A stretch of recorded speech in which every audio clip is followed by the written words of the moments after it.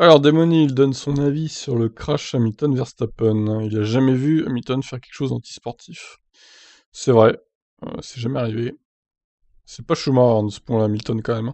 Pour Demony, le Mercedes a quand même constaté le bon performance qu'elle voulait trouver en arrivant à Silverstone, avec un nouveau package qui fonctionne très bien pour Hamilton et Bottas. Silverstone était un point crucial pour Hamilton et Mercedes.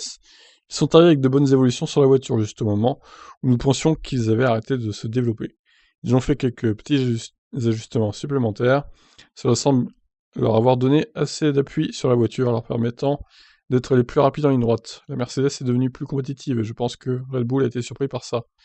Ce n'était pas seulement Lewis qui était conscient des enjeux de cette course, mais aussi toute l'équipe d'ingénieurs. J'ai parlé à Andrew Chauvelin et il m'a dit « Nous sommes venus ici sur un circuit, nous avons toujours bien fonctionné, avec des améliorations que nous pensions efficaces.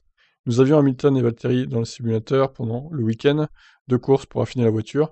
Si cela n'avait pas fonctionné, nous aurions dû nous remettre en question. » Il estime que les risques pris par Hamilton étaient à la limite de l'acceptable, mais que son agressivité était cependant correcte. Selon le Britannique, son compatriote n'avait pas le choix et a utilisé un de ses plus grands talents pour y parvenir. Alors, quel talent? Cracher les gens, du coup? Cracher les Red Bull? Et oui, parce que c'est pas la première fois que Hamilton s'accroche avec une Red Bull. Albon s'en souvient, évidemment. Au final, ils ont gagné grâce à Lewis. Il a adopté la bonne approche. Hamilton est très bon pour trouver cette zone pour conduire de manière agressive et de ne pas dépasser la limite. Il peut juger cela à la perfection. Je n'ai jamais vu faire quelque chose d'antisportif pendant une course.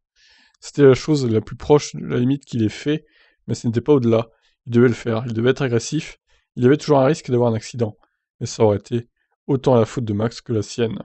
Lewis est brillant pour juger de ces choses-là. Bon, après, voilà, il est anglais, il va pas l'enfoncer Hamilton, hein, vu qu'il est anglais aussi, forcément.